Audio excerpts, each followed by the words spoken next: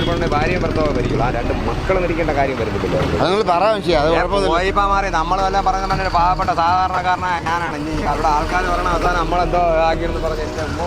ഈ ഇലക്ഷൻ എന്ന് പറയുമ്പോൾ രാഷ്ട്രീയ പാർട്ടികളല്ലേ, ഇലക്ഷനൊക്കെ ഇതിലൊരു ഘടകമാണ്. ആരൊക്കെയോ എവിടെയൊക്കെയോ കളിച്ചിട്ടുണ്ട്, അവർ രക്ഷിക്കാനുള്ള ശ്രമമാണ് സംശയിക്കേണ്ടിയിരിക്കുന്നു. ചേട്ടാ എന്താ പറയാനുള്ളത്? നിങ്ങൾ അടുത്തുള്ള ബാങ്കല്ലേ? അറിയില്ല, ഒന്നും പറയാൻ അതിനെപ്പറ്റി ഒന്നും അറിയില്ല. അതിനെക്കുറിച്ച് നമുക്കൊന്നും പറയാനില്ല. കാര്യം പോലീസ് ഉണ്ടല്ലോ, പോലീസ് നോക്കട്ടെ, പോലീസ് അതിന്റെ കാര്യങ്ങൾ തീരുമാനിക്കട്ടെ. എല്ലാവരും പേടിച്ച് പറയാണ്. കാരണം എല്ലാവർക്കും പാർട്ടിയെ എന്തോ ആരൊക്കെ ഭയമുണ്ട്, ആരും പ്രതികരിക്കാൻ തയ്യാറല്ല. ഇവർക്ക് എന്തൊക്കെ ഒളിക്കാനുണ്ടെന്ന് എനിക്ക് തോന്നുന്നു. അവർക്ക് ഒളിക്കാനില്ല, പിന്നെ എന്തിനാ അവരിങ്ങനെ ഭയപ്പെടുന്നത്? ദുരൂഹത ഇല്ലാതിരിക്കില്ലല്ലോ. അല്ലെങ്കിൽ പിന്നെ ഒരു ഇതിൽ 4 പേര് മരിക്കേണ്ട കാര്യം വരുന്നില്ലല്ലോ. പൈസയുടെ കണക്കൊന്നും എനിക്ക് അറിഞ്ഞൂടാ. 2-10 കോടി ഇനിയിപ്പോൾ ബാങ്ക് തന്നെ ഉണ്ടാകുന്ന അറിഞ്ഞൂടാ. പിന്നെയാണ് ഇനി പൈസയുടെ കാര്യം നമ്മൾ നോക്കിയില്ലല്ലോ. ഭായി ഒരു സമയത്ത് ബാങ്ക് പറയുന്നത് ഇവർക്ക് അവിടെ ഈ ആളിനവിടെ ബാധ്യത ഇല്ലെന്ന് പറയുന്നു. പിന്നീട് ഇയാളെ ശമ്പളം അവിടെ പിടിക്കുന്നെന്ന് പറയുന്നു. അപ്പോൾ ബാധ്യതയെ പിടിക്കേണ്ട കാര്യമില്ല. നമസ്കാരം. നമുക്ക് മുമ്പ് വാർത്ത ചെയ്തിട്ടുണ്ട്. അതായത് വക്കത്ത് 4 പേര് ആത്മഹത്യ ചെയ്ത വാർത്ത നമ്മൾ ചെയ്തിട്ടുണ്ട്. ബഹുഗുണ ചേട്ടനും അതിൻ്റെ ഭാര്യയും 2 മക്കളും ആത്മഹത്യ ചെയ്തു. ആ ഒരു കാഴ്ചയൊന്നും കണ്ണിൽ നിന്ന് മറയുന്നില്ല. കാരണം വെച്ചാൽ ഒരു ഹാളിൽ 4 ഹൂക്കിലാണ് അവർ തൂങ്ങുന്നത്. അതെല്ലാം നമ്മൾ പോയി കണ്ടതാണ്. പക്ഷേ ഇന്നേ വരെ ഞാനത് പറയുന്ന കാര്യം വെച്ചാൽ ഇതുവരെ അതിനെക്കുറിച്ചുള്ള ഒരു കാര്യങ്ങളും പുറത്തു വന്നിട്ടില്ല. കാരണം അവർ ഡയറി കുറിപ്പുണ്ടെന്ന് പറയുന്നു, എഴുത്തുണ്ടെന്ന് പറയുന്നു, ഒരു കാര്യം പുറത്തു വന്നിട്ടില്ല. ഇവിടെ എൻ്റെ പ്രയോഗം കാണുന്ന ഇവിടെയാണ് ഈ പറയുന്ന ഫാർമേഴ്സ് ബാങ്ക്. ഇവിടെയാണ് അദ്ദേഹം ജോലി ചെയ്തത്. ഈ ജംഗ്ഷനിലൊക്കെ അദ്ദേഹം സ്ഥിരമായിട്ട് വന്നിരിക്കുന്ന ആൾക്കാരാണ്. കാരണം പുള്ളി എല്ലാവർക്കും അറിയാം. അത് മാത്രമല്ല, ഇവിടെ ഒരു ആക്ഷൻ കൗൺസിൽ ഉപയോഗിച്ചെന്ന് പറഞ്ഞു. അവരെയൊക്കെ ഞങ്ങൾ വിളിച്ചു നോക്കി, അവരൊന്നും ഫോൺ കിട്ടുന്നില്ല. ഏതായാലും ജനങ്ങൾക്ക് എല്ലാവർക്കും അറിയാനുള്ള അവകാശമുണ്ട് എന്തിനാണ് അവർ ചെയ്തത്. കാരണം എടുപിടി എന്നൊരു പാർട്ടി പത്രസമ്മേളനം നടത്തുന്നു, ബാങ്കുമായിട്ട് വിഷയമെന്ന് പറയുന്നു. എന്തിനാണെന്ന് മനസ്സിലാവുന്നില്ല. എങ്കിൽ ആ പാർട്ടി തന്നെ മുൻകൈ എടുത്ത് അത് ആ ഡയറി കുറിപ്പും എല്ലാം പുറത്തിട്ടുണ്ട്, അതൊന്നും ചെയ്യുന്നില്ല. അവിടെയാണ് സംശയങ്ങൾ വർദ്ധിച്ചുകൊണ്ടിരിക്കുന്നത്. എന്ത് പറയാനായിട്ട് അന്വേഷണ ഉദ്യോഗസ്ഥരെ എങ്കിലും ഉയർന്ന അന്വേഷണ ഉദ്യോഗസ്ഥരെ കൊണ്ട് അന്വേഷിപ്പിക്കണം. അപ്പോഴത്തേക്ക് അറിയാൻ പറ്റും എന്താണ് കാര്യം. ഇങ്ങനെ 4 പേര് അനുമതിയുടെ ആവശ്യമുണ്ടോ? ഞാൻ പറഞ്ഞത് നല്ല അന്വേഷണ ഉദ്യോഗസ്ഥരെ കൊണ്ട് അന്വേഷിച്ച് കഴിഞ്ഞാൽ അറിയാൻ കഴിയും. ചെറിയ ആളല്ല, ഏരിയ കമ്മിറ്റിയിൽ മെമ്പറാണ്, CPM-ൻ്റെ ആളാണ്, ഫാർമേഴ്സ് സഹകരണ ബാങ്കിൻ്റെ ഉദ്യോഗസ്ഥനാണ്, ഭാര്യ സെക്രട്ടറി ജോലിയുണ്ട്, 2 മക്കളും കുഴപ്പമില്ല. അവർക്ക് ഇത്തിരി ആക്സിഡൻ്റൊക്കെ ആയെങ്കിൽ അവർക്ക് വീട്ടാവുന്നുള്ള കടം മാത്രമേ ഉള്ളൂ. അതെ, അതാണ് ഞാൻ പറഞ്ഞത്. അപ്പോൾ അത് അന്വേഷണ ഉദ്യോഗസ്ഥരെ കൊണ്ട് നല്ല ഉയർന്നൊരു അന്വേഷണ ഉദ്യോഗസ്ഥരെ കൊണ്ട് നോക്കി കഴിഞ്ഞാൽ അറിയാൻ കഴിയും. ദുരൂഹതയുണ്ടോ അതിനകത്ത്? ദുരൂഹതയുണ്ടോ? ദുരൂഹത എന്തെങ്കിലും കാണുമായിരിക്കാം. ദുരൂഹത ഇല്ലാതിരിക്കില്ലല്ലോ. അല്ലെങ്കിൽ പിന്നെ ഒരു ഇതിൽ 4 പേര് മരിക്കേണ്ട കാര്യം വരുന്നില്ലല്ലോ. ഒരു ഹാളിൽ ഒരേ മനസ്സോടുകൂടി 4 പേര് ഊക്കി തൂങ്ങാൻ കഴിഞ്ഞാൽ അപ്പോൾ എന്തുമാത്രം വിഷയം ഉണ്ടാവൂലേ? കാണും, തീർച്ചയായിട്ടും. അത് മാത്രമല്ല, അത് കഴിഞ്ഞ പെട്ടെന്ന് തന്നെ അവർ പാർട്ടിക്കാർ ഒരു പത്രസമ്മേളനം നടത്തി. അവർക്കിത് പങ്കില്ല എന്ന് പറയുന്നു. ഇതൊക്കെ ഒരുപാട് ദുരൂഹതയില്ലേ? കാണുമായിരിക്കും, എന്തെങ്കിലും കാണുമായിരിക്കും. കാരണമില്ലാതെ ഒരാൾ മരിക്കത്തില്ലല്ലോ. വെറുതെ നിൽക്കുന്ന ഒരാൾ മരിക്കുമല്ലോ. കാരണം എന്തെങ്കിലും അതിനടുത്ത് തക്കതായ കാരണം കാണും. അതുകൊണ്ടായിരിക്കും. ഇതൊക്കെ അന്വേഷിച്ച് കണ്ടുപിടിക്കുക. അതിനെക്കുറിച്ച് നമുക്കൊന്നും പറയാനില്ല. കാര്യം പോലീസ് ഉണ്ടല്ലോ, പോലീസ് നോക്കട്ടെ, പോലീസ് അതിന്റെ കാര്യങ്ങൾ തീരുമാനിക്കട്ടെ.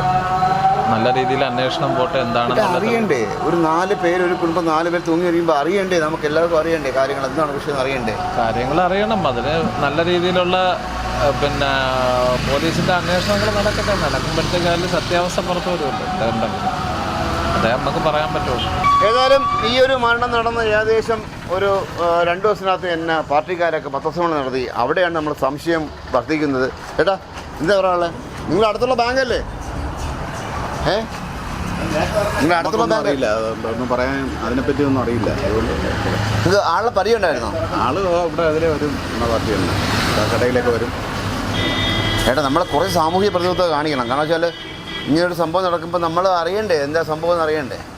ഇപ്പോൾ ഞങ്ങൾ 150 പ്രാവശ്യം വാർത്ത ചെയ്തിട്ടുണ്ട്. പക്ഷേ ഇത് ആരും ഒന്നും പറയുന്നില്ല. എന്താണെന്നറിയില്ല, ഒന്നും പുറത്ത് പറയുന്നില്ല.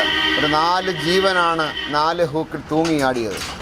എന്നാൽ ഈ പറയുന്ന ബഹുഗുണൻ എന്ന കക്ഷി അറിയാമോ? ഇവിടെ അടുത്ത ബാങ്കിലാണ് വർക്ക് ചെയ്തത്, അറിയാമോ? കാരണം ഞങ്ങൾ ഈ പറയുന്ന ആക്ഷൻ കൗൺസിലൊക്കെ വിളിച്ചാൽ ഫോൺ എടുക്കുന്നില്ല. അറിയാം, മരണപ്പെട്ടു പോയില്ല. 4 പേരെല്ലാം മരിച്ചിരുന്നു. 4 പേര് മരിച്ചു. നിങ്ങൾ ഇവിടെയൊക്കെ പുള്ളി ഇവിടെയൊക്കെ വരാറുള്ള ആളല്ലേ? ഇവിടെയൊക്കെ വരാറുണ്ട്, ഇവിടെ കാണുന്ന ആളുണ്ട്. പുള്ളി എന്തിനാ മരിച്ചേ? അറിയാൻ വയ്യ. കാരണം ഞങ്ങൾ ഒരുപാട് ഇവിടെ ചോദിച്ചു, ആരും ഒന്നും മറുപടി പറയുന്നില്ല. കടം കയറിയാണ് മരിച്ചതെന്നൊക്കെ പത്രങ്ങളിലും നിങ്ങളെ കണക്കുള്ള ചാനലിലൊക്കെ കണ്ട് മനസ്സിലാക്കിയിട്ടുണ്ട്. അല്ലാതെ നമുക്ക് കൂടുതൽ പേഴ്സണലൊന്നും അറിയില്ല. പേഴ്സണലായിട്ടൊന്നും അറിയില്ല. അല്ല, എനിക്ക് ആളിനറിയാം, വേറെ പ്രത്യേകിച്ചൊന്നും അറിയില്ല. നമ്മൾ ഡെയിലി ഇവിടെ കാണുന്ന ആളാണ്. എന്തിനാണ് ഈ 4 പേര് ഒരുമിച്ച് അനുമതി? കാരണം ഡയറി കുറിപ്പ് ഒന്നും പുറത്തു വിട്ടിട്ടില്ല പോലീസ്. അറിയില്ല എന്താണ് നിങ്ങൾ എവിടെ തൊട്ടടുത്ത ബാങ്കിലല്ലേ ഇവിടെ ജോലി ചെയ്ത്? ജോലി ചെയ്തു. പക്ഷേ നമ്മളെ മരണം അറിഞ്ഞ ശേഷം കാര്യങ്ങൾ അറിയില്ല. വരട്ടെ, അന്വേഷണം വരട്ടെ. നമുക്കും അത് ഇഷ്ടം തന്നെയാണ്, പാവപ്പെട്ട നിരവരാതി. അതൊന്നും അവിടെ പോയിട്ടൊന്നും ഈ 2 കോടി രൂപ എടുത്തത് വാസ്തവമാണോ? പൈസയുടെ കണക്കൊന്നും എനിക്ക് അറിഞ്ഞൂടാ. 2-10 കോടി ഇനിയിപ്പോൾ ബാങ്ക് തന്നെ ഉണ്ടാന്ന് അറിഞ്ഞൂടാ. പിന്നെയാണ് ഇനി പൈസയുടെ കാര്യം. ഇതൊന്നും നമ്മൾ നോക്കിയില്ലല്ലോ ഭായി. പിന്നെ അവിടെ ഉള്ള ആൾക്കാർ അറിയാതെടുക്കാൻ പറ്റുമോ? അതാണ് ഞാൻ പറഞ്ഞത്. അന്വേഷണം ചെയ്ത് നിങ്ങൾ അന്വേഷണത്തിൻ്റെതായിട്ട് നോക്കുമ്പോഴല്ലേ ഭയം അറിയാൻ പറ്റും. നമ്മളെ കണക്ക് അറിയാൻ പറ്റില്ല. സാധാരണ അല്ലാത്ത അന്വേഷണം നടക്കട്ടെ. അല്ല, ഇവിടെ ആക്ഷൻ കൗൺസിലൊക്കെ രൂപീകരിച്ചില്ല, ആരെയും വിളിച്ചിട്ട് ഫോൺ കിട്ടുന്നില്ല. ആക്ഷൻ കൗൺസിലെ രൂപീകരിച്ചിട്ട് കിട്ടുന്നില്ല എന്തുകൊണ്ട് കിട്ടുന്നില്ല എന്നുള്ള കാര്യം. അപ്പൊ അത് അവന്മാരെല്ലാവരും ഞാൻ പറയട്ടെ, 4 പേര് ആത്മഹത്യ ചെയ്തു. നിങ്ങളൊക്കെ ഈ നാട്ടുകാരാണ്. അല്ല, ഇവിടെ ഈ ബാങ്കിലല്ലേ പുള്ളി വർക്ക് ചെയ്ത്? ഞാൻ നെടുമങ്ങാറുള്ളതെന്ന് എനിക്കറിയില്ല. ഇവിടെ ഉള്ള ഇത് എല്ലാവരും പേടിച്ച് പറയാണ്. കാരണം എല്ലാവർക്കും പാർട്ടിയെ എന്തോ ആരൊക്കെ ഭയമുണ്ട്. ആരും പ്രതികരിക്കാൻ തയ്യാറല്ല. തുറന്ന് പറയുന്ന ആൾക്കാർ വരെ പറയുന്ന വെച്ചാൽ നമുക്ക് ഓപ്പണായിട്ട് ക്യാമറ ചെയ്യുമ്പോൾ പറയാൻ പറ്റില്ല. എനിക്കറിയില്ല ഇത് എന്തൊക്കെയോ ദുരൂഹതകളുണ്ട്. അപ്പോൾ എന്തെങ്കിലും ഒരു ദുരൂഹത തോന്നിയിട്ടുണ്ടായിരുന്നു അപ്പോഴെങ്കിലും? അല്ല, കടത്തിൻ്റെ ഇതൊക്കെയെന്ന് പറയുന്നത് എനിക്കറിയത്തില്ല എന്തിനാണ്.